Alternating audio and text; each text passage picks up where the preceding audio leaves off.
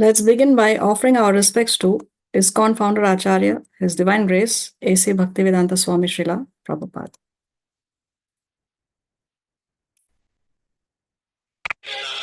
Krishna Krishna Hare Hare Hare Ram Ram Ram Hare.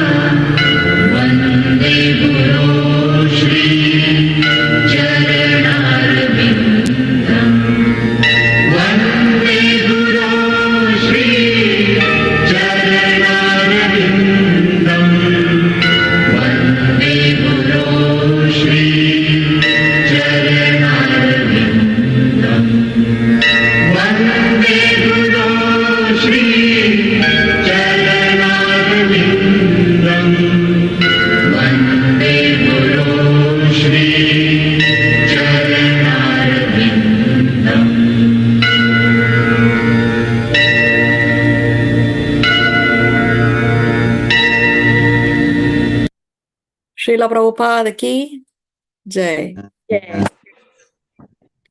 Om Ajnana Timirandasya Jnananjana Shalakaya Chakshurun Militam Yena Tasmai Shri Gurave Namaha. Nama Om Vishnu Padaya Krishna Presthaya Bhutale Srimate Bhaktivedanta Swamin Itti Namine. Namaste Saraswate Deve Gauravani Pracharine Nirvishesha Shunyavadi Paschatya Deshatarine. He Krishna Karuna Sindhu Dina Bandhu Jagatpate Gopesha Gopika Kanta Radha Kanta Namostute Tapta Kanchana Gaurangi Radhe Vrindavaneshwari Vrishabhanu Sute Devi Pranamami Hari Priye Vancha Kalpataru Vyascha Kripa Sindhu Vyaevacha Patitanam Pavanebhyo Vaishnavebhyo Namo Namaha. Jai Shri Krishna Chaitanya Prabhu Nityananda Shri Advaita Gadadhar Shrivasadi Gaura Bhakta Vrinda. Hare Krishna Krishna Krishna Hare Hare Hare Rama Rama Rama Hare Hare. Please repeat after me. Om Namo Bhagavate Vasudevaya. Om Namo Bhagavate Vasudevaya. Om Namo Bhagavate Vasudevaya. Om Namo Om Bhagavate Namo Vasudevaya. Vasudevaya. Om Namo Bhagavate Vasudevaya. Om Om Namo Namo Bhagavate Bhagavate Vasudevaya. Vasudevaya.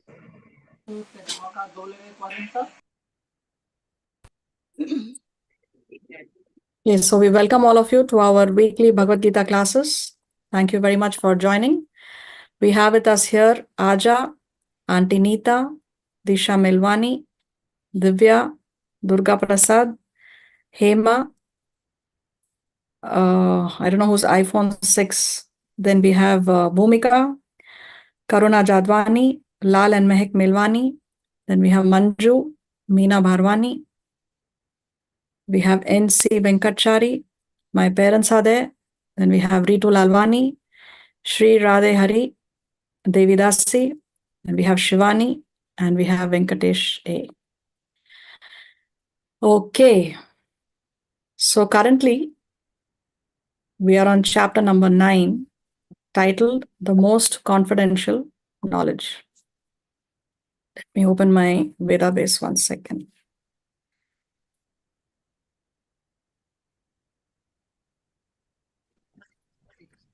Finally.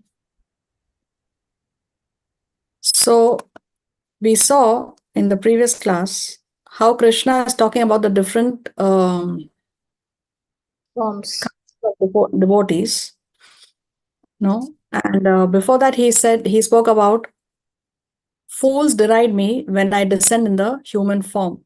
So he's talking about how the fools or mudas, the Sanskrit word is mudas. He says mudas, they cannot, they deride me. Deride means they make fun, no? They make fun when I descend in the human form, because they cannot accept that the Supreme Personality of Godhead or that God can have a human form, because their belief is that the Supreme is, I'm sorry, the Supreme is formless. So he's saying that they do not know my transcendental nature. What is Krishna's transcendental nature? The Lord, there's nothing that God cannot do. So he is the Brahman effulgence. He is also the Paramatma, but he's also a person. He is also Bhagavan. So Krishna is saying they do not know my transcendental nature as a supreme Lord of all that be. So Krishna is saying that they are foolish, mudas. Now, what is the result of this foolishness? Krishna explains in verse 12. He's saying that they are bewildered and they're attracted by demoniac and atheistic views. So this view, Krishna is saying, is Asuric and Rakshasim. See, he says here, Rakshasim and Asurim. And then because of this belief of theirs, their hopes for liberation, their fruitive activities, and their culture of knowledge, all these are bewildered. All these, they are all baffled in these aspects. Then after talking about this extreme, Krishna goes to the next extreme of describing the pure devotees, the Mahatmas, in verse 13 and 14. So who are the Mahatmas? Krishna says, those who are not deluded, the great souls, they are under the protection of the divine nature. They are fully engaged in devotional service. So they're completely absorbed in devotional service. So the great souls, Mahatmas, are those who are fully engaged in devotional service. They are not deluded. They are not under any kind of illusion, because they know that Krishna is a supreme personality of Godhead, and they know that he's original and inexhaustible. And what do? 4 things Krishna mentions in verse 14.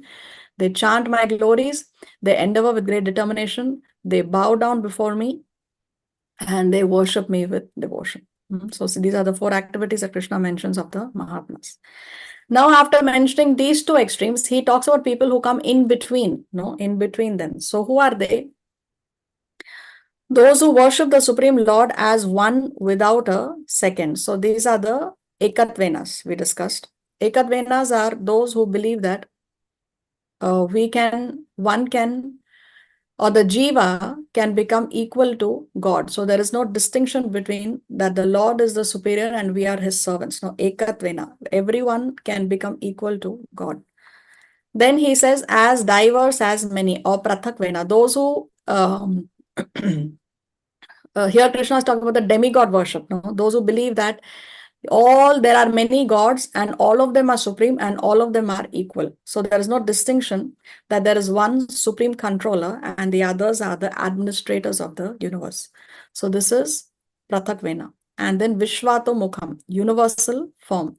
So Vishvato Mukha means they believe that the Vishwa, that the Lord or the material world, this Vishwa is the Mukha or the form or the Rupa of the Lord. Vishvato Mukha means they believe that the Lord, the Vishwa, the universe, is the Mukha of the Lord. So it is a materialistic tool to attract the jivas towards the Lord. Now, amongst these 3, Krishna says that the universal, those who are worshippers of the universal form are the most superior amongst these 3.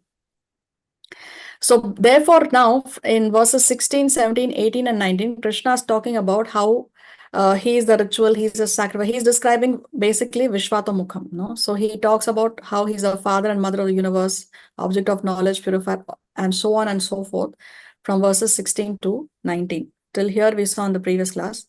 Now from 20 onwards, he is going to talk about demigod worship of the Devatas. So that we'll see in today's class. Does anybody have a question before we proceed? Who can read today? I can read. Yes, Divya, thank you.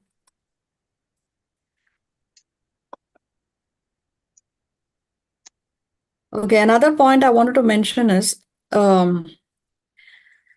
So if we want to summarize what we have learned previously also in chapter 7, if you remember, if you recall, Krishna talked about four categories of people who surrender to him and four categories of people who never surrender to him, the Sukritinas and the Dushkritinas.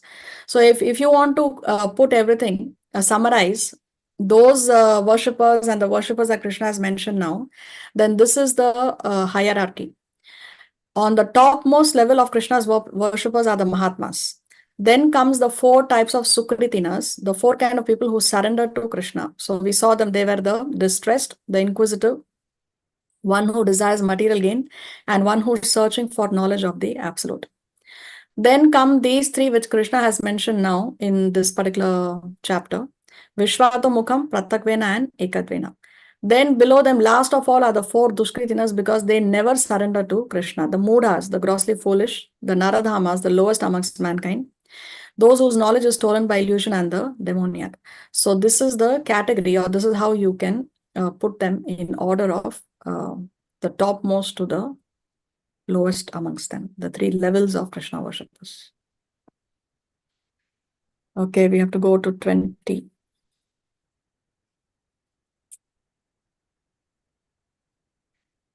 Let's hear the Sanskrit.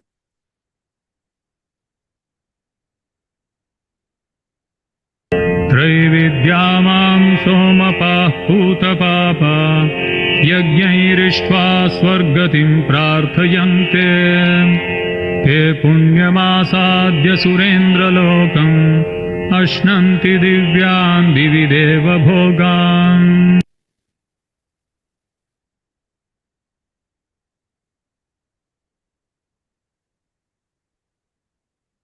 Divya, are you there?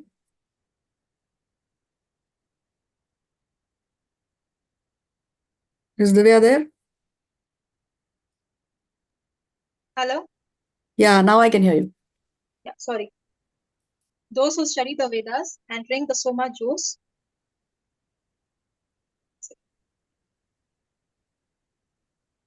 Sorry.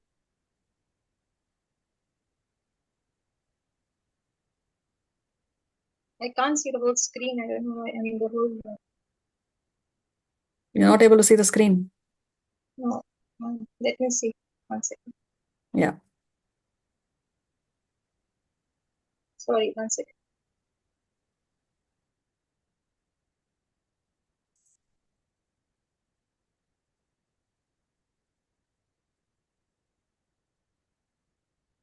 Okay, so I will read this translation. You can read the next translation onwards. Okay. So those who study the Vedas and drink the Soma juice, seeking the heavenly planets, worship me indirectly. Purified of sinful reactions, they take birth on the pious heavenly planet of Indra, where they enjoy godly delights. So here, as we discussed, Krishna is going to talk about the worship of the demigods. So what is Krishna saying? Those who study the Vedas and drink the Soma juice. So what is a Soma juice? Soma juice is a special drink that is enjoyed by the denizens of the higher planetary systems. Now, one must not mistake this Soma juice to be the ordinary alcohol that we are getting here in this planet.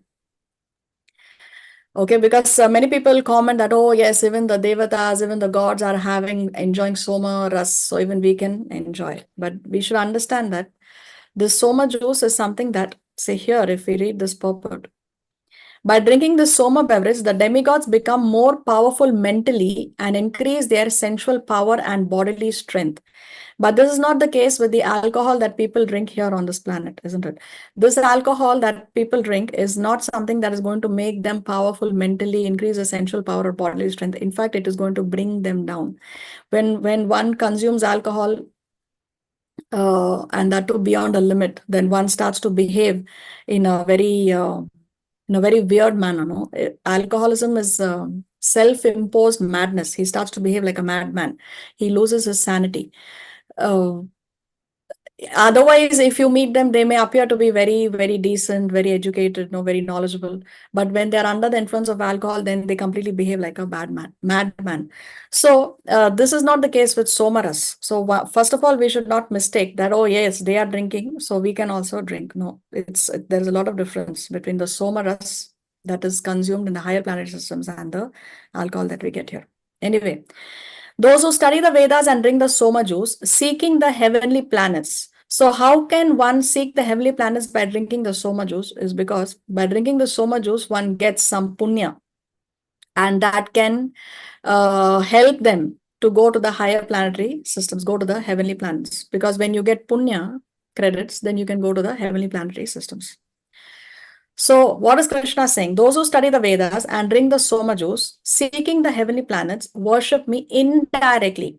So even those who are going to the heavenly planets, no, they are also worshipping Krishna only. So Krishna is saying they are also worshipping me, but they are worshipping me indirectly.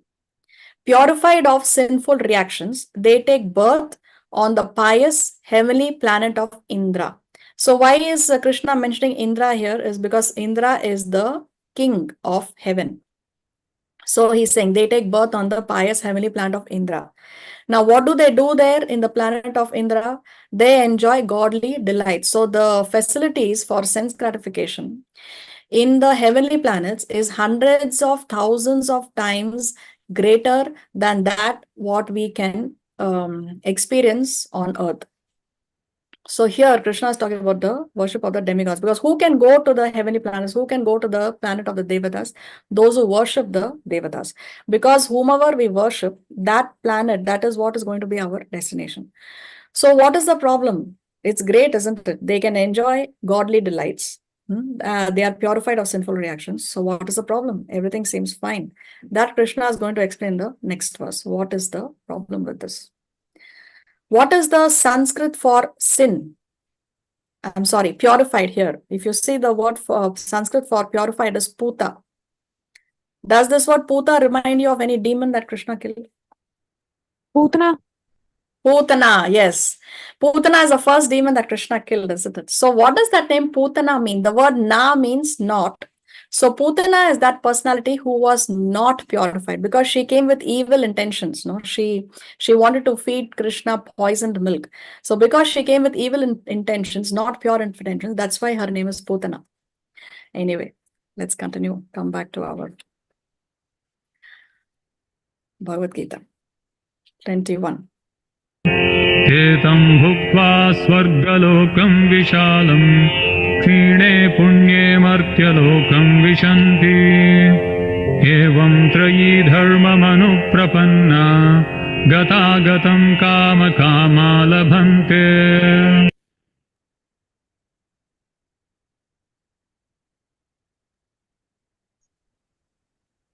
Divya, are you there? Yeah. When they have thus enjoyed vast heavenly sense, I cannot read, I don't know why, the whole thing. I can can take take over if you want. Okay. Can I? Yes, Aja, Okay. please. Translation. When they have thus enjoyed vast heavenly sense pleasure and the result of their pious activities are exhausted, they return to this mortal planet again. Thus, those who seek sense enjoyment by adhering to the principles of the three Vedas achieve only repeated birth and death. So what happens there after they have enjoyed the vast heavenly sense pleasure and the results of their pious activities are exhausted, no? So one can enjoy in heaven only as long as your pious credits or your punya karmas last. Once the punya karmas are exhausted, then what happens? Krishna says they return to this mortal planet again. So that is a problem of going to heavenly planet. As long as you are there, then it's great. But then you're not going to be there eternally, Krishna is saying. You have to come back. So once your pious activities are exhausted, once your punya karmas have finished, then you have to return to this mortal planet again. It's like one goes on a vacation. The vacation is great. But then you're allowed to live in the hotel only as long as you're going to pay the hotel bills. At some point, you have to come back to your home, isn't it? The vacation cannot last forever. So that's the problem in going to the heavenly planets. Thus, those who seek sense enjoyment by adhering to the principles of the three Vedas. So why is adhering to the principle of three Vedas is seeking only sense enjoyment? We have discussed previously how the Vedas give knowledge in a certain progression. No? The initial section of the Vedas is talking about karma kanda, sense gratificatory activities, what you should do to satisfy the senses, but within the framework of Shastra. So that is what is the initial section of the Vedas dedicated to. Only in the last part, no, the final section of the Vedas talk about pure devotional service. The Srimad Bhagavatam is the last masterpiece that Vyasadeva composed that talks about pure devotional service. That's why the Srimad Bhagavatam is called as the Amala Purana, the spotless Purana, because it only talks about pure devotional service. It does not talk about any kind of material sense gratification. It doesn't talk about karma khanda. It doesn't talk about material religiosity. What is material religiosity? Material religiosity means to engage in some religious activities, but for material benefits. So that is called material religiosity. So yes, the other Puranas, they have some tinge of material religiosity mentioned in them, but Srimad Bhagavatam is pure devotional service. That's why it is called Amala Purana, and it is the final masterpiece that Vyasadeva composed after he composed so much other Vedic literature. No? He composed the Vedas, the Mahabharata, the Puranas, the Upanishads, and he also composed the Vedanta Sutra, which is a natural commentary of the Srimad Bhagavatam. So anyway, so that's why here Krishna is saying, those who seek sense gratification, sense enjoyment by adhering to the principles of the three Vedas, what do they achieve? They achieve only repeated birth and death. So yes, heaven is great, but only as long as it can last. Then eventually we have to come back. So there is repeated birth and death. And we already discussed how birth and death are very, very painful for the living entity. Yeah, Shivani, you have your hand raised. Just one question. Can we do something that from the heavenly planet we can go back to Godhead and not come back down here? Yes, you can engage in devotional service, and then from there you can get an upgrade and you can go higher. But you have to always remember that in the heavenly planets, although it is possible, see, bhakti can be done anywhere, anytime, any place, under any circumstances. There is no place where you cannot do bhakti. So even in the heavenly planets, you can do, it is possible, but it is less probable because there is so much sense gratification there that one tends to forget to remember the Supreme Personality of Godhead. So although it is possible, it is not so probable. Okay. Thank you, Mataji. You're welcome. So what is the disadvantage of heavenly planets as the goal? One has to come back to the earth. One is in the cycle of birth and death after exhausting the pious deeds, after exhausting the punya karma. So the analogy of this is like the Ferris wheel. This Ferris wheel is compared to cycle of birth and death. You're up, then you have to go down, then again up and again down. So when are we going to end the cycle of birth and death? So what is the solution? Do not seek higher material happiness. Seek higher than material happiness. So if you're seeking heaven, you're seeking only higher material happiness. But that is not the ultimate solution. The ultimate solution is to seek higher than material happiness. So what is higher than material happiness is going to the spiritual world. So make spiritual world as your goal. Let's go to 22. अनन्याश्चिन्तयन्तो माम् ये जनाः पर्युपासते तेषां नित्याभियुक्तानां योगक्षेमं वहाम्यहम्. Translation: But those who always worship me with exclusive devotion, meditating on my transcendental form, to them I carry what they lack, and I preserve what they have. See, this is a very, very endearing, heart-touching verse, heart-touching statement by Krishna in the Bhagavad Gita. What is he saying? That those who always worship me with exclusive devotion, ananyas chintayanto. There is no other chinta, there is no other concentration, there is nothing else on your mind. Ananyas, nothing else is there. He's just, the devotee is only focusing on Krishna. So those who always worship me with exclusive devotion, Krishna is saying, meditating on my transcendental form, to them I carry what they lack and I preserve what they have. So yes, we have many shortcomings. We may lack many things. But if one is sincere, if one is worshipping Krishna with exclusive devotion, whatever we may be lacking, Krishna will provide. Krishna will provide whatever we are lacking. Not only that, he also preserves what we have. So we may have accumulated some credits. No, we may have done some devotional service. Sometimes we may have done some devotional service even unknowingly. Even just eating prasad is if somebody is an atheist, but he has eaten prasad at his friend's house. Now he doesn't know what is prasad, but he has eaten prasad, so he has some devotional service in his spiritual bank balance, which he has done unknowingly. So Krishna is saying that whatever you have, he is going to preserve it. See, there are two things that we fear. Mostly we fear losing what we have, and we also fear that we may want something in the future, and probably in the future we may not have it. For example, why do we save? We save money so that probably in the old age, or in case one has a disease, then one needs the money. So we like to save. So what is the fear? That in the future I may require it, I may not have it. And another fear that we have is losing what we already have. So we like to insure our homes, our businesses, and our cars, etc., because we don't want to lose what we already have. So here is Krishna's insurance policy. He's saying, I carry what you lack and preserve what you have. But what is the condition? One should worship me with exclusive devotion, meditating on my transcendental form. Yoga Kshema Vahamyaham. This is a very, very famous verse. It's called as a Yoga Kshema. If you just Google Yoga Kshema verse, you will be able to see this verse. It's very, very famous.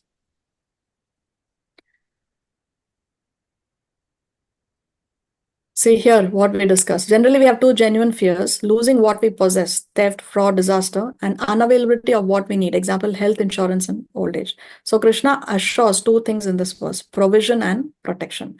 When he says that I preserve what you have, he is talking about his protection. And when he says that I carry what you lack, he's assuring us that he will provide for us when we lack something. So Krishna, basically, he's not saying that you have to do the best. No, he's here acknowledging that yes, we may be lacking in so many things. So Krishna is saying that you don't do the best, you do your best. This is what is expected from us.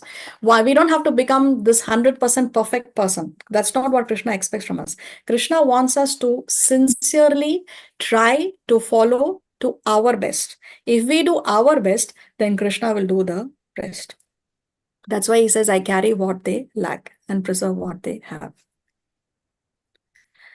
So real life insurance comes from Krishna, showing his personal intervention and personal care for his devotees. See, with regard to this, Srila Prabhupada gives an example, very nice example. He talks about Arjunacharya. He was writing a commentary on the Bhagavad Gita, and he scratched out this word Vahami. Vahamyaham, we saw in this verse, no? See. Yoga Kshema Vahamyaham. Vahami means he carries. Vahamyaham, which means I carry. So Krishna is saying that I carry. So here, Arjunacharya, he thought that how is it possible that Krishna personally carries what we lack? Probably he's sending his agents.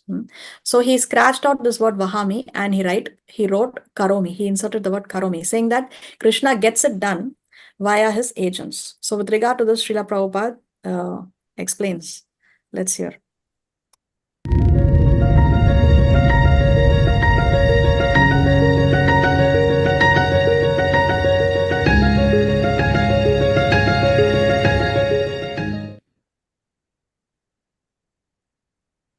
There was a great devotee.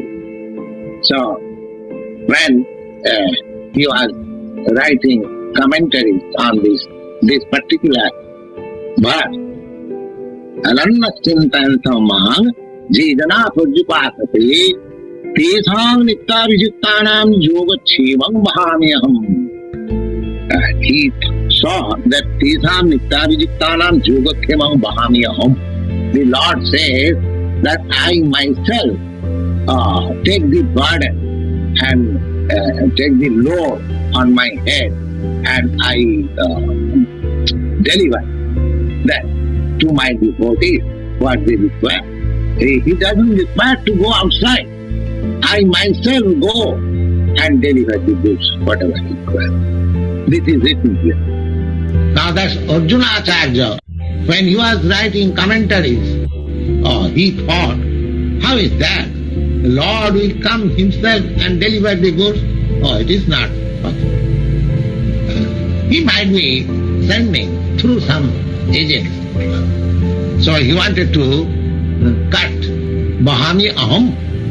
I bear the burden and deliver. He wrote in a way that I send some agent who will deliver. So that Arjunacharya went to take bath, and in the meantime, two boys, very beautiful boys, they brought some very nice food stuff, very large, in large quantity. And in India, there is a process to taking two sides burden on the bamboo, just like a scale. It is balanced. So these two boys brought some very highly valuable food stuff and grains and ghee and everything. And his wife was there. And the boy said, "My dear mother, Arjunacharya has sent these goods to you. Please take delivery." And oh, you are so nice boy, you are so beautiful boys, and he has given, and Acharya is not so cruel. How is that? He has given so much burden to you, and he is not kind enough. Oh, I was not taking, just see, he has bitten me. Here is his cane mark. His wife became very much astonished that Acharya is not so cruel. How he has become so cruel? So she was thinking in that way. Then all right, my dear boys, you come out, and gave him shelter. And no, I shall go because Arjunacharya again come, he will chastise us. No, you sit down, take food stuff. He prepared food stuff, and then they went. And when Arjunacharya came back, then he saw that his wife is eating, because it is the system of an Indian family that after the husband has taken the food, the wife will take. So they don't take together. After the family members, the boys and the husband is sumptuous to fed, then the housewife takes. So Arjunacharya goes, "You are taking food? Why? What is that?" Wife said, "Acharya, you have become so much cruel nowadays. What is that? Two boys, very nice boys, they brought so many food stuff. You loaded on their head, and they denied to take it, and you have bitten them." I just said, "No, I have never done this. What shall I do?" Then she described such a nice, beautiful boy. Then Arjunacharya understood that because I wanted that God does not deliver, so he has delivered these goods. And because I cut these alphabets that he does not give personally, so he has shown as beating part. There is an incident in southern India of Jonanacharya. That story is there. Here, the Lord says that I personally deliver. So, those who are in Krishna consciousness, those are actually busy in the matter of discharging their duties as a Krishna conscious person, they may be assured that so far their living condition is concerned or their comforts of life is concerned, that is assured by the Lord. Thank you. Hare Krishna. Subscribe. So we see how Krishna is saying that he personally provides for his devotees that which they may be lacking. There are many, many examples. If you speak to devotees, they can tell you how this is so true from their own personal experience. Now let's take Srila Prabhupada. When Srila Prabhupada went to the West, of course, he was sincere. He wanted to execute the instruction of his spiritual master. His spiritual master gave him the instruction to spread the holy name in the Western world, to preach in the English language in the Western world. Now he was on the verge of his 70th birthday when he boarded the Jaladuta, the ship. He was given a free ticket. So he boarded the Jaladuta and he suffered 2 massive heart attacks on the boat itself. And he was suffering from seasickness, vomiting. And then after a very difficult journey, he finally landed in the US. He had no money. He had only $7, no, an Indian equivalent of $7 in his pocket. He had no contacts. He had no health. He didn't have health on his side. He didn't even have age. He didn't even have youth on his side. But of course, Srila Prabhupada had a sincere desire to execute the instruction of his spiritual master.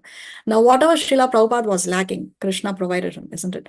Then money started to flow, followers started to flow. The young boys and girls were ready to leave their families, join Srila Prabhupada, serve him eternally, and they gave up all their bad habits and they completely surrendered to Srila Prabhupada. And like that, Srila Prabhupada was able to establish this International Society for Krishna Consciousness, ISKCON.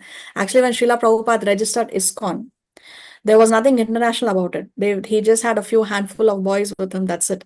There was nothing international about ISKCON when he registered the name of this organization. But we see how Krishna provided with Srila Prabhupada all that he required. So like that, Krishna says that when you are his devotee, then personally Krishna is taking care of his devotee, not through somebody else. He personally takes care of the requirements. So there are some examples. Okay, Shivani, I see your hand is raised. You have a question?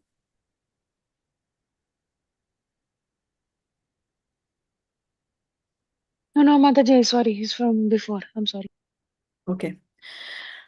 So another example is Haridas Thakur. Haridas Thakur was not allowed inside the Jagannath temple. So Jagannath Puri temple, only Indian-born Hindus are allowed. That's the rule and regulation of that particular temple. So Haridas Thakur was not allowed inside the temple, but Lord Chaitanya, who was none other than Lord Jagannath, would personally bring different varieties of delicious Mahaprasadam of Jagannath temple for Haridas Thakur. And he used to make sure that Haridas Thakur ate it. So see, Haridas Thakur, because his birth was not in a Hindu family, he was not allowed to enter the temple. But now Lord Jagannath himself, that is Lord Chaitanya Mahaprabhu himself, who's none other than Krishna, he is personally bringing the Jagannath Mahaprasad is very famous, no? So he is personally bringing every single day, he would take Mahaprasad from the Jagannath temple and give it to Haridas Thakur and make sure that he ate it. So again, Krishna is providing whatever he lacked. Another example. Yes. Oh, sorry. I saw the Chaitanya Mahaprabhu, right? The picture just you had. This is Haridas Thakur. So sorry, Haridas Thakur. Did we have those bags at that time? Yes, Haridas Thakur, definitely, yes. That bag for chanting bag? Yes, this was just 500 years back, no?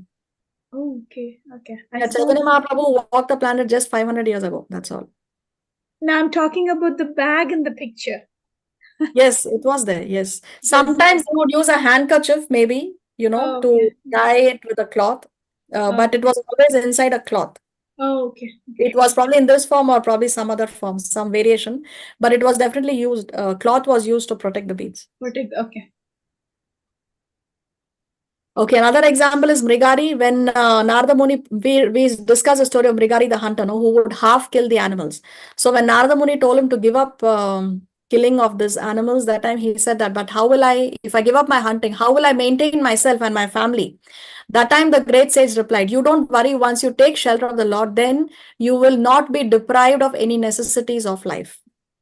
Mrigari gave up his sinful profession, became a devotee, and the Lord made sure that his needs are well taken care of. So what happened was, because Mrigari underwent a complete transformation and he became a saintly man, he genuinely became a saintly man. It was not a show. He genuinely became saintly.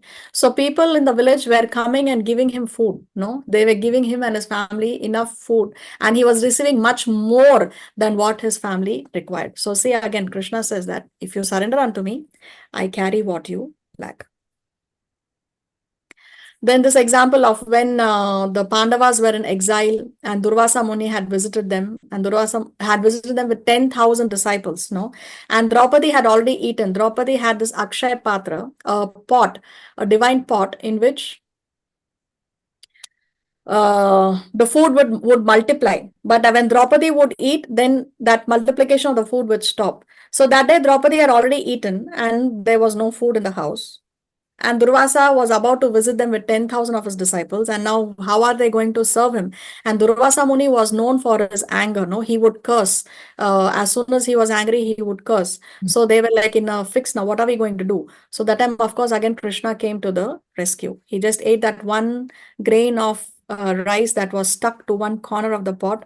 And as soon as he ate it, Durvasa and all his disciples were feeling full. No, the hunger had gone. So they never came to the heart of the Pandavas. So 9.22 answers the question that people often ask. If I devote myself to Lord, will He provide for my needs? But to understand His provision, we first need to understand His vision. Now, what is Krishna's provision? Krishna's provision for us is to attain eternal joy. That means is Bhakti Yoga, which is the easiest way to rise from material consciousness to spiritual consciousness. So what does Krishna want for us? He wants that we can eternally be joyful. And the only way by which we can experience eternal joy is by engaging in Bhakti. So additionally, while we are in material existence, He provides for our material needs too. When He provides heat, light, air, water, food for all living beings, even those who are not devoted to Him, won't He provide for His devotees? So Krishna is already providing our needs, food, water, air, light, heat, everything is there. When somebody is hospitalized and one is given oxygen, then one has to pay a substantial amount of money for the use of that oxygen. But so many years of our life, we are using so much oxygen that is freely available. But we don't pay a bill for the oxygen that we are using. Or the water. Water is also a free resource. It is available in the rivers. One can use the river water for drinking, cleaning, washing, everything. Light, He is providing us heat and light in the form of the sun. So and food, one can just sow some grains and the provision is there that it will grow into a tree and you can get your food from that. From those crops, isn't it? So He is already providing heat, light, air, water, food for all the living entities. So this He's providing even for those who are not His devotees. So will He not provide for His devotees? Of course He will, as the Bhagavad Gita 9.22 assures. But just as a doctor may temporarily restrict patients from some food to expedite treatment, sometimes Krishna may temporarily withhold some things from us to expedite our spiritual recovery. So sometimes we may say, oh, but then if I am a devotee, but still why am I going through some suffering? Is because sometimes we have to go through that suffering in order to get purification. For our own purification, sometimes we have to go through some anxiety, some difficulties. So that just like how a doctor may sometimes restrict the patient from eating a certain kind of food so that the person can be cured of his disease. Another example of this, where Krishna provides what you lack, is this. Who's this lady? She is a fruit seller, and Krishna wanted some fruits. And in exchange, he was bringing some grains, because that time there was barter system. He was bringing some grains from the house. But by the time he was bringing the grains would reach her, his hand was almost empty, because his hands are very, very tiny. But still the fruit seller gave him as many fruits as he wanted, because she fell in love with him. She was completely enchanted by Krishna. So what did Krishna do in return? He filled her basket with precious jewels. Who's this? Is it Manthara? Not Manthara. Kubja. Kubja, yes, Kubja. No, she was in the kingdom of Kans. Yes, in the kingdom of Kamsa. So which place is this? What geographical location? Where did this pastime happen? Where Krishna was born. Where Krishna appeared. So what's the name? It starts with an M. Mathura. Mathura, yes, Mathura. So Krishna and Balaram have entered Mathura, and there they come across Kubja, who is a woman with a hunchback. And she was carrying sandalwood paste for the king, actually. But she gave it to Krishna. So by serving Krishna without any ulterior motive, she has pleased Krishna. In return, what did Krishna do? He he removed her hunch and she became a very, very beautiful woman. In fact, after that incident, Krishna even went to her house and completely purified her. What star is this? Dhruv. Dhruv, yes, the pole star, isn't it? What was Dhruv's desire? Dhruv said, I want a kingdom even greater than that of Lord Brahma. So did he get it?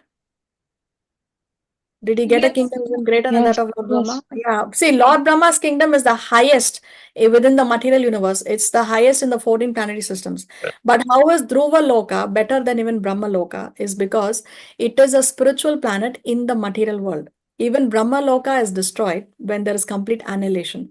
But Dhruva Loka is a spiritual planet within the material universe. So it never gets destroyed.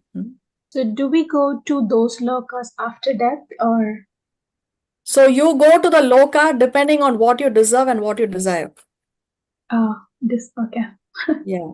Which loka you go to depends on what you deserve and what you desire. Mm. Who's this? Putana, no? Putana. Putana. Yes, Putana. So what is the service that she did for Krishna? He fed him milk. She gave him her milk. Although it was poison milk, although it was with bad intentions that she fed Krishna her milk, still what Krishna does is he sees the good and he ignores the bad. So because she rendered some devotional service to Krishna, she gave him her milk. What did Krishna give her in return? The position of his mother in his loka. Yes, the position of his mother. So Putana has given the position of his mother in the spiritual world. So you see how Krishna carries what we lack and preserve what we have. Who's this? Bhavandev. Vamana Dev and Mahabali. Mahabali or Bali Maharaj. No, now Bali Maharaj gave everything. He surrendered everything to Vaman Dev. So what did he get in return? He's Sutala. The Sutala planet. Yes, very nice. The Sutala planet. So what is so special about the Sutala planet? Lord Vishnu guards the kingdom. Exactly. He himself is personally guarding there as a guard outside. He is guarding that particular planet, Sutala planet. Once Ravan went to attack Sutala, and then what did Vamanadev do? Vamanadev kicked him with the toenail of his leg and he sent him flying several miles away. Then one more example of the Lord's loving protection. Once Raghunath Das Goswami, he was chanting, he was completely absorbed in his chanting. And the sun was beating down. It was very, very hot. So Srimati Radharani personally came there and she kept her cloth above him to protect him from the hot sun. So as she was doing this, she was protecting Raghunath Das Goswami. Sanatan Goswami happened to come there. And he saw what was happening and he was confused and didn't know what to do. Srimati Radharani noticed him, smiled at him, and then disappeared. Sanatan Goswami then described to Srila Raghunath Das Goswami what he had just seen. He told him that they were trying to serve Srimati Radharani and get her mercy, but by sitting in the scorching sun, he is forcing her to come to serve him. When Srila Raghunath Das Goswami saw Srimati Radharani's footprints behind him in the muddy ground, he rolled on the footprints of Srimati Radharani crying like a child. Srila Sanatan Goswami consoled him with the help of some devotees, quickly made a small cottage, kutir, for Raghunath Das Goswami, so he will not have to chant in the hot sun. From that time, the bhajan kutir system started. So previously, they would just chant in the open air, no? But after this incident, because Sanatan Goswami said that we should not disturb their lordships, we are supposed to serve them.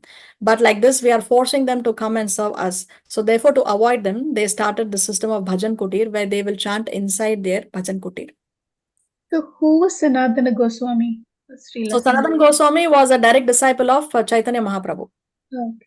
And Raghunath Goswami is his disciple. Also, yeah, there are 6 Goswamis of Vrindavan. They were disciples of Chaitanya Mahaprabhu. So they are the 6 Goswamis, 2 of the 6. So here is another example of Raghunath Das Goswami being sheltered by Srimati Radharani at Radha Kunda. So if you go to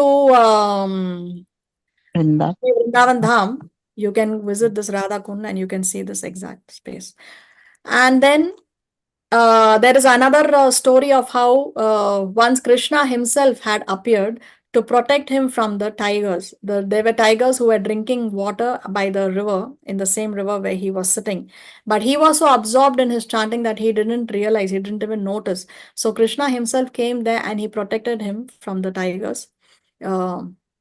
So another example of how Krishna personally protects his devotees, personally, not through anybody else, personally. Another example, Srimati Radharani appears for Sri Rupa Goswami. Rupa Goswami is another one of the 6 Goswamis. So see this, one day Srila Rupa Goswami desired to serve Kheer Prasadam to Srila Sanatan Goswami, but there were no ingredients for cooking. Then Srimati Radharani came to fulfill his desire in the guise of a milkmaid and brought milk, rice and sugar for him. She asked him to accept these ingredients and prepare the kheer. However, Srila Rupa Goswami said that he does not know how to prepare the kheer and he requests that the milkmaid prepare the kheer. She accepted his request and prepared the kheer. After that, Srila Rupa Goswami requested her to sit down, but she declined. No, I cannot stay any longer. I have many things to do at home. Saying this, the girl suddenly disappeared.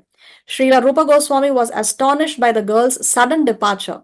While honoring the prasadam, Srila Sanatan Goswami was filled with ecstasy and asked Srila Rupa Goswami, where did you get the rice and milk to cook this prasad? Srila Rupa Goswami said, one young milkmaid brought it to me. Srila Sanatan Goswami questioned, did she suddenly appear before you? Yes, Rupa Goswami replied. This morning when I was thinking that I would like to prepare some prasadam for you, a girl suddenly arrived with a gift of rice and milk. Hearing this, Srila Sanatan Goswami began to cry and told Srila Rupa Goswami, who could have supplied something with such an excellent taste other than Srimati Radharani? So she has personally come, provided the ingredients and personally prepared kheer for the devotees. Let's go to 23. येऽप्यन्यदेवता भक्ता यजन्ते श्रद्धयान्विताः तेऽपि मामेव कौन्तेय यजन्त्यविधिपूर्वकम्. Translation. Those who are devotees of other gods and who worship them with faith actually worship only me, O son of Kunti, but they do so in a wrong way. So those who are worshipping the other gods, the other devatas, Krishna is saying, Anya devata bhakta. If one is worshipping anybody else other than Krishna, Krishna is saying, and how are they worshipping? With Shraddha, with faith they are worshipping. Actually, Krishna is saying that they are actually worshipping me only. So those who are worshipping the other devatas are also worshipping only Krishna, irrespective of whether they accept Krishna or not. So what is the problem? But Krishna is saying they do so in a wrong way. Avidhi purvakam. Avidhi. Vidhi means, see, when we say vidhi purvak, which means by following all the rules and regulations in the proper way, in the appropriate way, everything was finished. We say that vidhi purvak. But here Krishna is saying avidhi purvakam. So they are doing it, they are worshipping me, but they are worshipping me in the wrong way. Avidhi purvakam. This is important to remember. See, sometimes the Bhagavad Gita commentators who are not bona fide, who want to put across a message, who twist the meaning of the Bhagavad Gita and present what they want to present, when they discuss this particular verse, they stop with this. Those who are devotees of other gods and who worship them with faith actually worship only me. They stop there. They do not, they just completely ignore this avidhi purvakam. This Sanskrit word avidhi purvakam, they just ignore and they stop. Why? Because they just want to say that doesn't matter whom you worship, ultimately you're worshipping only Krishna. But they do not explain that Krishna is saying that, but you are doing it in a wrong way. Now, what is wrong and why it is wrong? Krishna will explain in the next verse.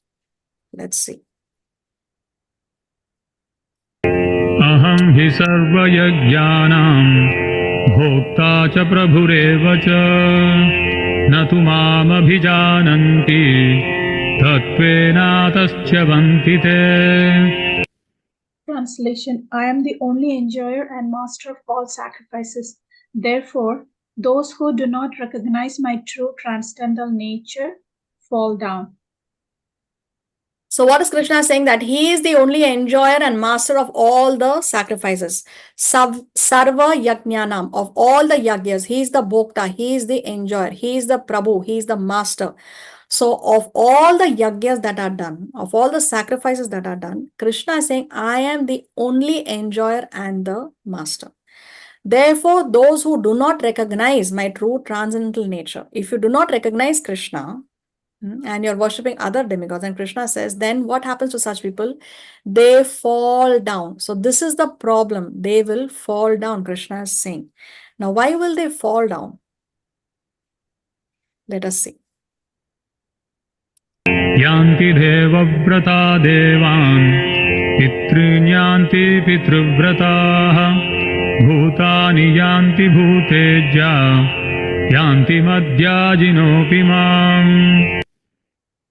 Translation: those who worship the demigods will take birth among the demigods. Those who worship the ancestors go to the ancestors. Those who worship ghosts and spirits will take birth among such beings, and those who worship me will live with me. So why they will fall down is because if one worships the devatas, then you will take birth among the devatas. Now the devatas are not situated in the spiritual world. The devatas are still present in the material world. Swarga Loka, the abode of the devatas, demigod, it is still very much in the material world. So this is the reason why Krishna wants us to achieve the highest destination. He doesn't want us to achieve higher destination, but the highest destination. So this is the thing. Those who worship the demigods will take birth amongst the demigods. Those who worship the ancestors, those who worship the pitras, say pitrin, those who worship the pitras, the ancestors, they will go to the planet of the ancestors. There's a pitra loka. No? Those who worship ghosts and spirits will take birth among such beings. But those who worship me, Krishna says, will live with me. So this is the highest destination. But don't we thank the ancestors? We do the puja for every year during that time, right? Amavasi. So that's not considered as worshipping them. No, that is your material duty to do the final rites and the yearly ceremony, no? But yeah, but when you do your material duties, you must always keep in mind what is the position, no? What is the position of Krishna? What is the position of the devatas? What is the position of the ancestors? We should know, we should worship them in the right position. That's the point. Okay. So, for example, there is a Bollywood song about Lord Ganesh, no? What's that song? Deva ho Deva, Ganpati Deva, tumse badkar kaun. So, we should understand that that song says that there is nobody higher than Lord Ganesh. So, that is not worshipping Lord Ganesh in the correct position of Lord Ganesh. Even Lord Ganesh will not like it that we are saying that there is no one higher than you. This is why this is a Bollywood song. It's not a bona fide glorification of Lord Ganesh. If you see bona fide glorifications, then it's different because then they are worshipped in the correct position like that. Okay, so even the gopis, they would worship Katyayani Devi, who's a form of Durga, but their worship to Katyayani Devi was, we want to have Krishna as a husband. So you can worship the devatas, but in their correct position, and the highest form of that worship is the goal should be Krishna.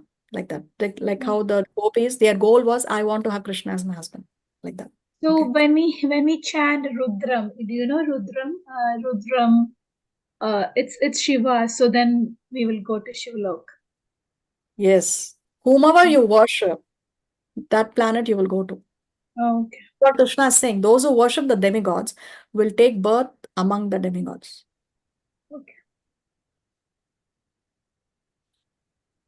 So not all worship leads us to the same goal. Many people would say that no, any worship will take you ultimately, everybody sabka destination ek hi hai, sabko ek hi jagah pe jana. But Krishna is saying that that is not the case. If you worship the demigods, you go to the demigods. If you worship the ancestors, you go to the ancestors. If you worship ghosts, some people worship ghosts and spirits, no, they do kind of black magic and all these kind of, in the graveyards they do some pujas and all that stuff. So that is worshiping the ghosts and the spirits. So they will take birth among such beings. One See more here. question. Sorry. What's that? So what happens if you chant both, like Narayana Kavach and Rudram? Rudram is for Shiva. What will happen?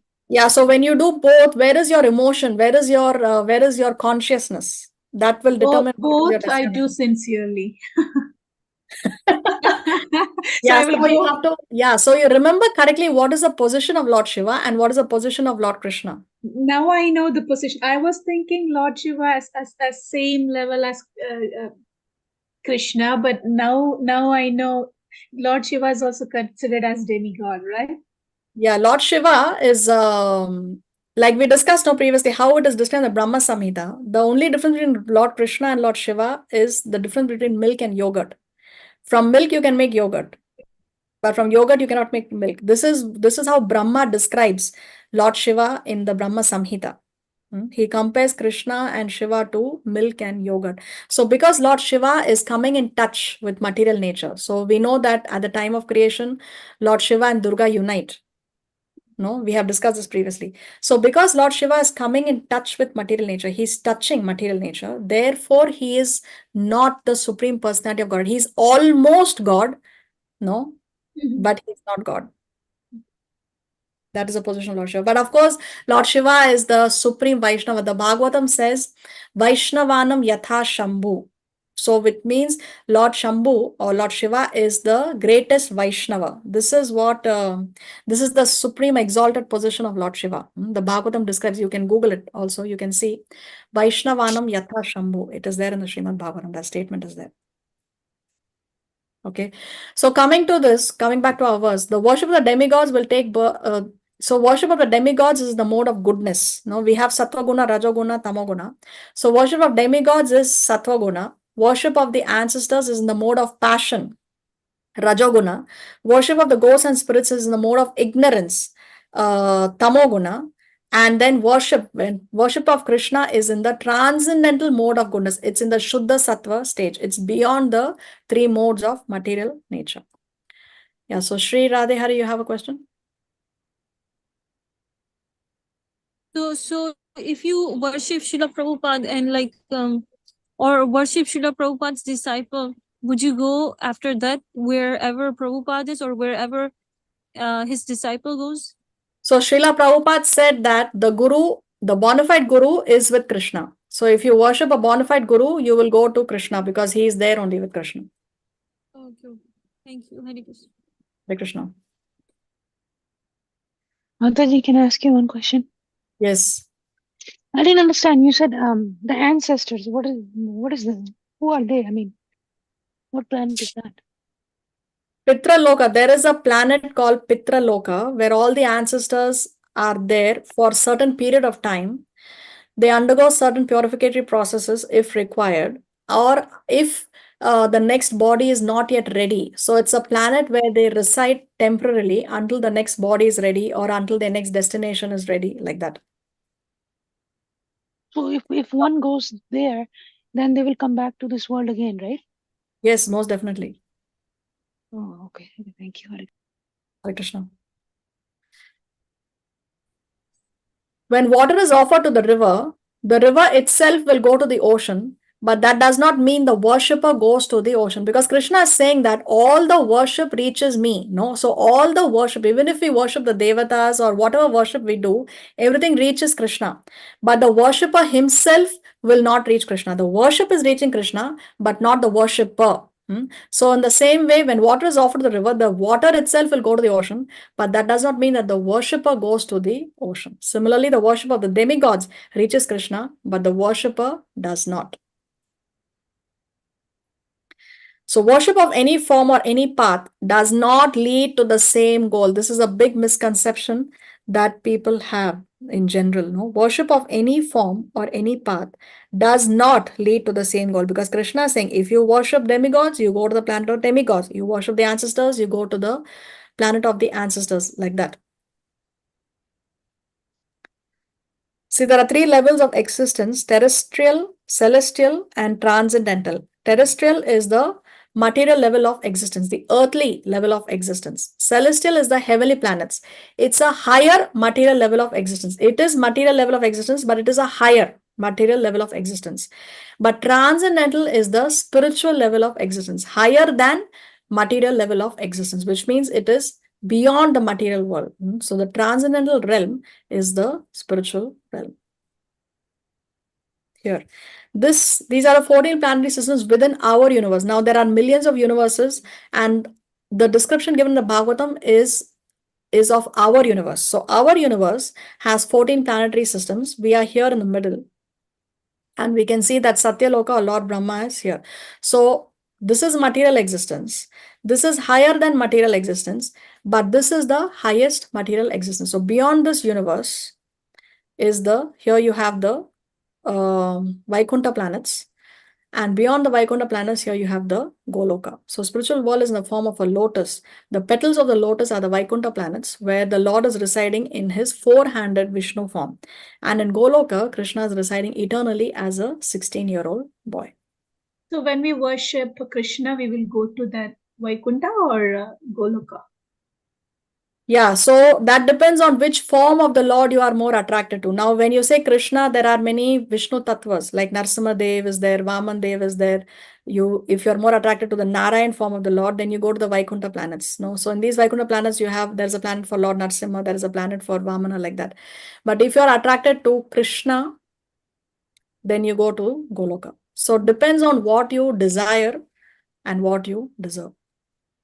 Not only Goloka, Vaikuntha, but anywhere in this whole existence, you go depending on what you desire and what you deserve. Two things. Okay. Oh. For example, one may be attracted to Lord Ramachandra. No, one may not have so much attraction for Krishna, but one has attraction for Lord Ram. For example, Hanuman. Now, where do you think Hanuman wants to reside? He wants to reside in Ayodhya, or he wants to reside in Vrindavan? Where do you think he wants to go? Ayodhya. Definitely no. So even in this Goloka also, there is a separate section where Lord Ramachandra is a say. I'm zooming here. You can see Ayodhya Dham. Can you see? Yeah. I'm sorry. So I Here, also see Ayodhya Sri. Dham. Okay, so Sri Radha is there, right? Yes. No, here. See, here you have Krishna and Srimati Radharani. Then you have Mathura Dham, Dwarka Dham. So if you're attracted to that form of Krishna where he's a king, no, Krishna and Dwarka lived as a king. Krishna and Vrindavan is all about sweet pastimes, no? The killing of the demons and all these sweet pastimes, him stealing the butter, his pastimes with Yashoda, etc. So that is here, Goloka. So what aspect of Krishna you're attracted to? That will determine which part of Goloka you go to. So if you're attracted, for example, Hanuman wants to reside here in Ayodhya Dham. He's not interested in going to Goloka. He's not attracted to this form of the Lord where he is there as Krishna. He's attracted to the Lord in the form of Lord Sri Ramachandra. So he will go here. He definitely deserves to go to Goloka or anywhere actually, anywhere in the spiritual world, he definitely deserves because he is the perfect servant of the Lord. But his desire is to be here. So even in Krishna Loka, there is separation, like Ayodhya Dhama, right? Yes, you can see here, there are divisions here. In the periphery of Golok Vrindavan, you have these other separations. There is Vasudeva too, right? Vasudeva is also, okay, Krishna is different. That is here in the Vaikuntha Loka. Vasudeva is more the Narayan expansion. See here, Narayan expansion. You can see here Narsimha Dev is there. No, I see in Krishna Loka Vasudeva, just above that Shankara. Oh, these are the 4 quadruple expansions of Krishna. Okay. Remember Krishna's expansion, Balaram, and then we have the 4 quadruple expansions. See the first quadruple expansion, Vasudeva, Pradyumna, Sankarshan, and Aniruddha. So these are also still in the spiritual world only, these expansions. Okay. So you have Baladev like that. See here you have Matsya avatar, here you have Varahadev, here you have Narsimhadev. So here the Lord is residing in the 4-handed form. So what is the difference? This is the Aishwarya Dham. Here the opulence of the Lord is more prominent. Here the residents are aware that Krishna is God. So the relationship between the residents here and the Lord is that of reverence. No, there is a formality in the relationship. But Oh. those who are here in Goloka, the relationship is informal. Here, the residents forget that Krishna is God. So Krishna is playing his pastimes, his leelas. No, the Gopa friends, the residents, they are climbing on Krishna's back. They are sharing lunch boxes together. So here there is informality in the relationship. So therefore, there is more intimacy in Goloka than there is in Vaikuntha. And here you can see Kailasha. Oh, okay. It's in between the spiritual and material worlds. Okay, okay, okay. Yes, and here you can see Mahavishnu.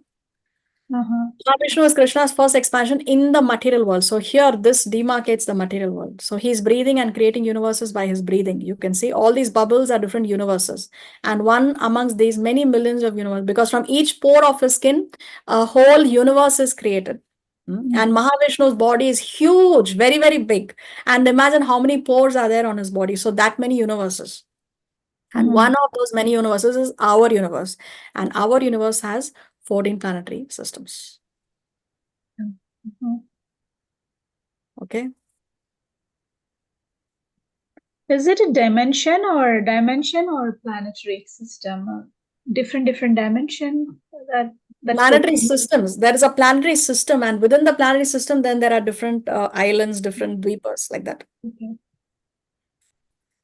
So here you can see another picture. This is the spiritual world in the form of a lotus, and one corner of the spiritual sky is the material world. It's like a dark cloud in one corner of the spiritual sky. So all these millions of planets that are coming from the breathing of Mahavishnu, all that consist of one tiny corner, one dark corner of the spiritual world.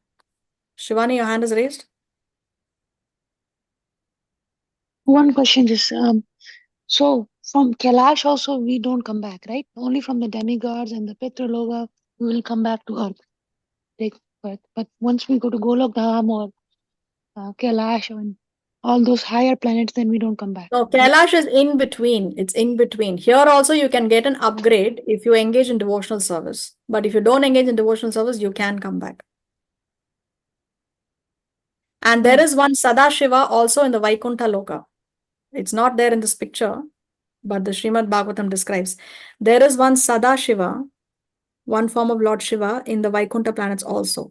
So if you are going to that Shiva Loka of the Vaikuntha planet, then yes, you do not come now. Okay.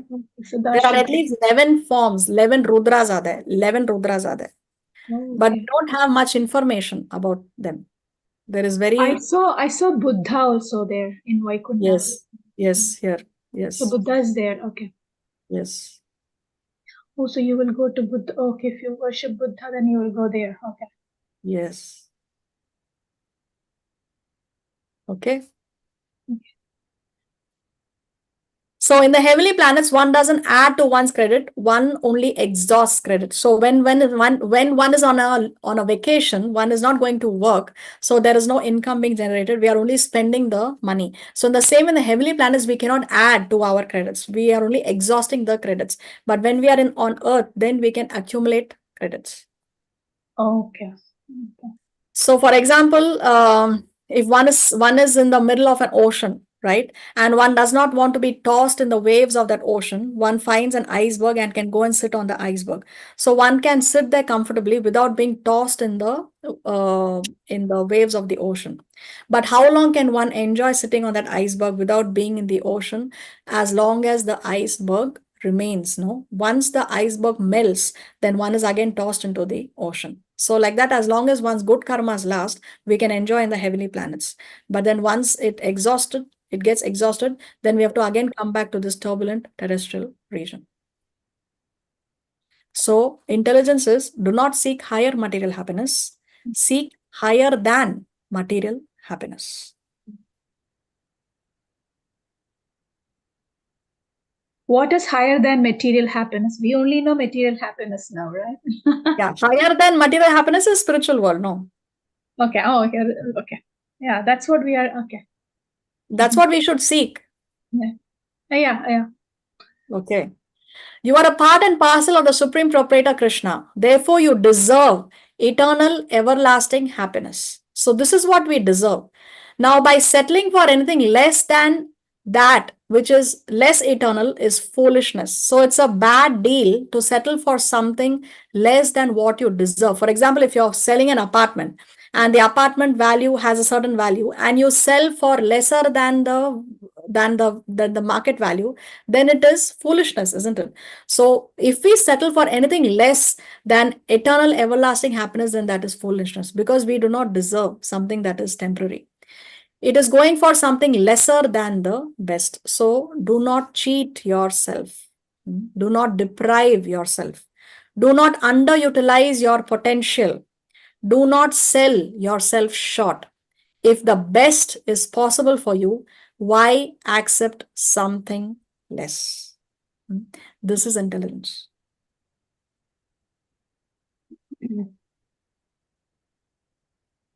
Don't seek comfort of a temporary situation.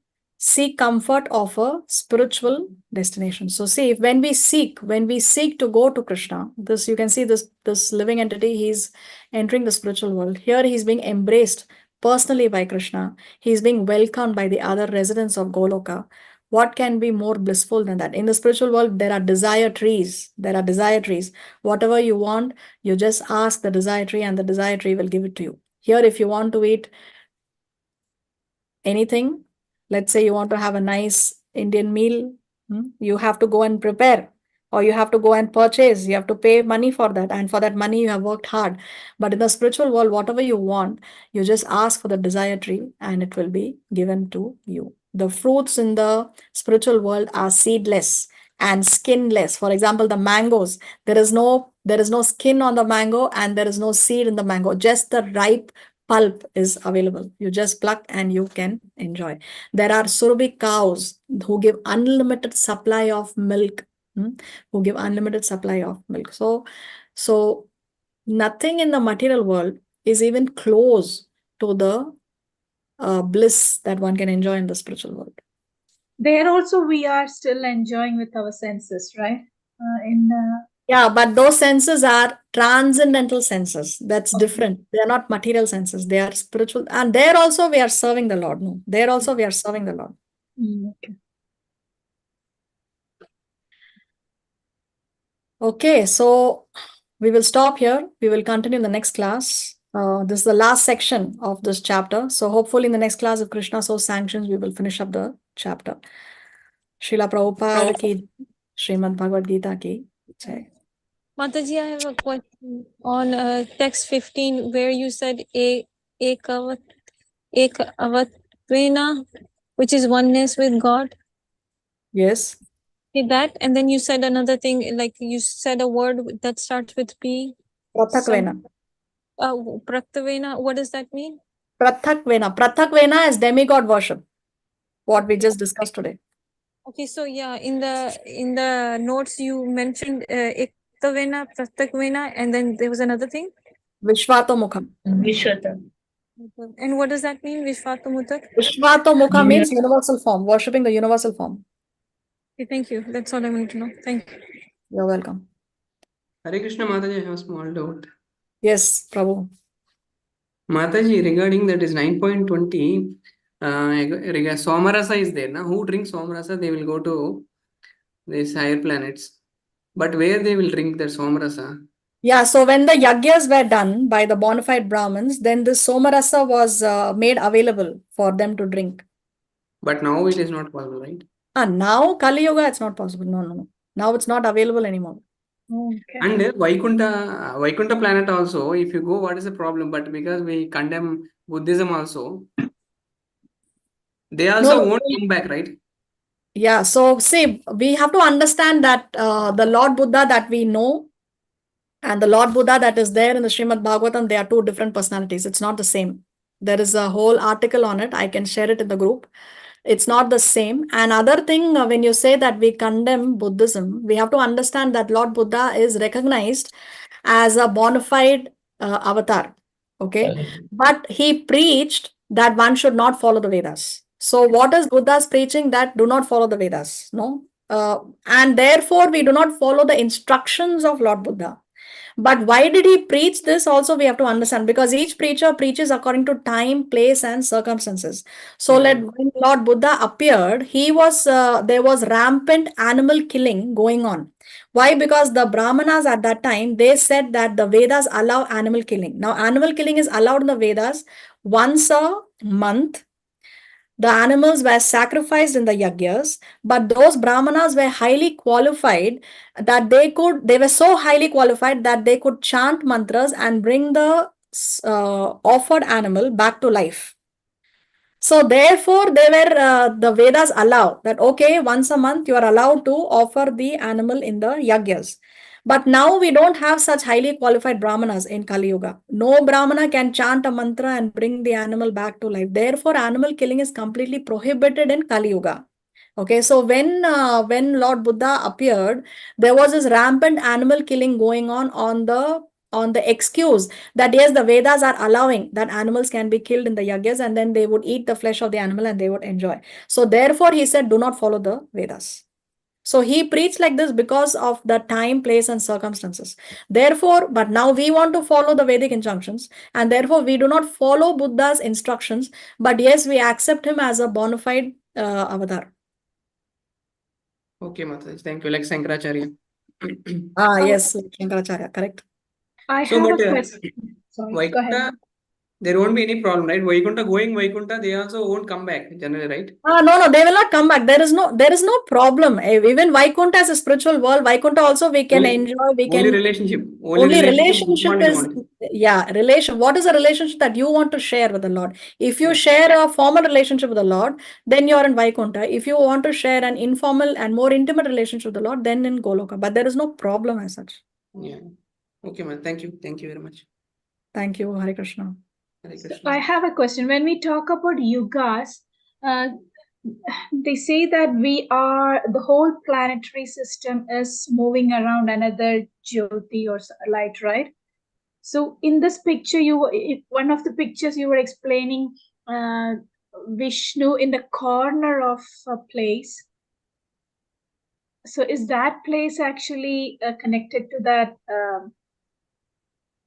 Connected to the yuga? Let's go to the photo. It's towards the end. This one? Okay, this one, yeah. This. So you said Krishna's in the corner, right? Sorry, it's Vishnu. Krishna's in the corner. No, this is Mahavishnu. Mahavishnu's in the corner. So is okay. So are we? I don't know how to explain. Are we circling around this, or the whole thing? Maybe I don't know. What are we circling the whole the planetary system? Okay, so see, okay. Now Mahavishnu is in this corner, right? And he's breathing. Several universes are coming from his body. One of those several universes is our universe. And our universe has 14 planetary systems. And the whole thing, all these things are circling around the pole star, the planet of Lord, the planet of Dhruva. Okay. So okay. So Dhruva is the pole, so we only circle around Dhruva. Okay. Everything, all the planetary systems, everything is circling around the pole star. Okay. So when we connect with the yugas, it's an oval shape. No, it's not. Not the yugas. The universes are oval shaped. Yuga means the time period. Na Satya Yuga. Yeah. So then Satyuga is closer to the God, right? That power, right? No, what happens is once Kali Yuga ends, Satya Yuga starts again. Okay. And when Brahma, this cycle is going on several times, just like Monday, Tuesday, Wednesday, Thursday, Friday, Saturday, Sunday, then again Monday, Tuesday, Wednesday, Thursday, like that. The whole cycle starts rolling again and again. But what happens at the end of Brahma's life, after 100 years of Lord Brahma, all these universes go back into the body of Mahavishnu. And that's the time when he breathes in. Okay. So all of us, all the living entities, along with all the universes, everything goes into the body of Mahavishnu. That is his breathing in. And again, when he breathes out, then again all the universes are coming out, all the living entities are coming out, and we carry on from where we left off. Just because we went into the body of Mahavishnu doesn't mean that we've got moksha. We remain there, and when he breathes out, again the whole process is taking place all over again, and we all continue from where we left off. Or it's not like Satyuga again and this goes. Yeah, again Satya Yuga. Yes, of course, again First Satya time Yuga. first time it is Satyuga. Then it goes to Treta. No, yeah, these yuga cycles are continuously going on during Brahma's lifetime also. And but then when everything goes in the body of Mahavishnu, again there is Satya Yuga. And even during the days of Brahma, there is again Satya Yuga, Treta Yuga, Dwapara Yuga, Kali Yuga. It's a continuous cycle going on. That cycle is in Brahma Yugas, right? That cycle. That cycle is in the entire material world. Okay. All the universes, all the 14 planet systems, everywhere. Okay. Mataji, can I ask you one question? Yes. So after 100 years, and then Brahma dies, so then what happens to the Brahma? Does somebody new become Brahma, or what happens to him? Or he comes back to earth, or what happens? Yeah, so what happens, because Brahma is a post. Now, if that particular Lord Brahma, who has completed his cycle as Lord Brahma, if he had engaged in devotional service, he will get an upgrade and he can go to the spiritual world. But if that particular Lord Brahma did not engage in devotional service, which is less probable, it is most probable that because Brahma is the most intelligent living entity, okay? So, yes, it is most probable that he engaged in devotional service, and so did the other residents of Brahma Loka along with him, and so they get an upgrade. But if he did not perform devotional service because he used his free will, remember the living entity has the free will always, at all times, at all places. So if he uses free will and did not engage in devotional service, then he also has to come down. And somebody else who's qualified, he is appointed on the post of Lord Brahma. So I have one more question. I don't know, I read it somewhere or someone told that we all were Brahma once. Is that true? Yes, the first body that the living, and there is a statement there in the Bhagavatam, in the 9th canto, where the first body that the living entity gets is that of Brahma. So all of us have been Brahma at least once. So that means when we were Brahma, we did not attain devotional service, and that's why we're back on this earth, right? Yes, that's why we are here. So we also get distracted by Brahma. Also get distracted by other forces, then, right? Yeah, because the free will is always there. On that minute independence that Jiva always has at all times. So how we use it determines what our destination is. We're going to go up or we're going to come down.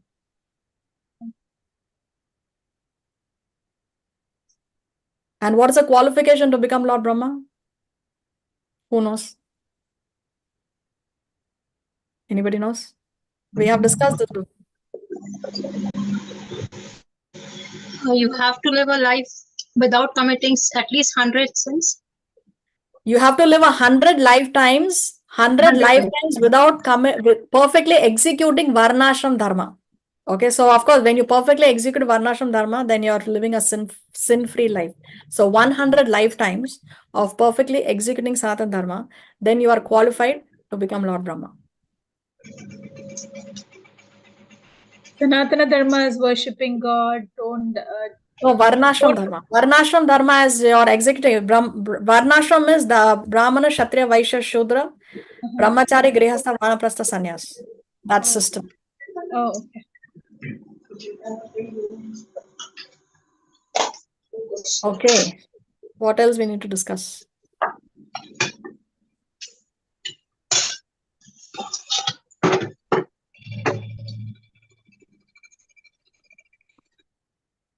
Okay, since there's nothing else to discuss, I wish you all a very happy week in Krishna consciousness. See you all next week if Krishna so sanctions. Vancha kalpataru vyascha kripa sindhu vyayavacha patitanam pavanebhyo vaishnavebhyo namo namaha. Srila Prabhupada ki jai, Srimad Jai. Mataji ki jai, Shri Bhagavad Gita ki jai. Mataji, what time start EST time? 9:30? Yeah, actually, I wanted to discuss now the at least in Chile, I don't know about the US, Mataji, but in Chile, the clock is moving 1 hour behind from next Saturday. So those of you who are residing in Chile, now the class will start at 10 a.m. So if the clock is changing in your country, then you have to adjust accordingly, because our standard is always 7:30 p.m. India time. India time is our standard. No, it doesn't change. So it's always 7:30 p.m. India time. So you adjust your clock accordingly. For those in Chile, from next Saturday, class will be at 10 a.m. So for you, EST time? EST time, let me check. Is your clock changing, Mataji, for you? Yes, Mataji, 2.5 hours. Oh, I have to check, Mataji. I'm not sure. When is it changing? Saturday? Today? Before 1 week. Sorry. No, time already changed here in Virginia. I mean, EST. It already changed. It already changed So- 1 hour forward. We have gone in the So spring. now it's 11:30 a.m. there, is it? Yeah. Yes, Mataji, exact. Okay, and here it is 12:30. So I think it will be 10 a.m. for you, EST. Anyway, I will check it out and I will share in the Next group. week EST 10 a.m. Please forgive me. Yes, yes. I'm not Good. moving that way. What do What's you that? mean? We're changing time? Yeah, time. No, it's for some. In Chile, Vivansh, the class next Saturday will begin at 10 a.m. for you because you're here in Chile. Okay. Yeah, and then I think EST time we will be on the same zone. Vrinda Gopika Mataji. Mataji, do you Yes, also Mataji. teach Bhagavatam? What's that? She's Like asking these if you teach classes Bhagavatam. like these classes you're having of Bhagavad Gita, you have classes like this on Bhagavatam as well? No, I'm not qualified for Bhagavatam. I don't go there. You're reading it? Reading it, I read as and when I get time, but not in a systematic way, not online, not with others like that. Will you do this in the future? Only Krishna knows. Do you know anyone who give a Bhagavatam class? Bhakti Sangha, in a Bhakti Sangha, now we are coming on 6th canto. Can I go, Mataji, with your permission? Yes, Mataji. Koti Can you Dandavat share the Pranam. Bhagavatam links, Mataji, Yes, so that I can Mataji. share it? Anybody who Bhakti wants to Sangha join, link, okay. yes. Yeah, I will Mataji. share with you, you will share. Yes, So, yes. morning 7:30 to 8:30, all over the world, Vaishnava are there for Shishi Bhagavatam from last 7 years. You can join all senior brahmachari from all over the world coming, and all the senior Matajis like H.G. Srinam Mataji, they all come one by one, read one chapter. So it is a very easy way so that we can understand our level, they will teach us. And do they also explain like this? I will share the link with H.G. Srinam Mataji. She will share with you. In the Every in day I am WhatsApp? sharing in the group, Mataji, Srinam Mataji. Every day I am sharing Shishi Bhagavatam link. Yeah, but not everybody here is in that WhatsApp group, Mataji. Oh, I will share with you. Okay, I will please. share. Yeah. Koti Okay. Dandavat Pranam, Mataji. Thank you. Thank you so much. Okay. Anything else?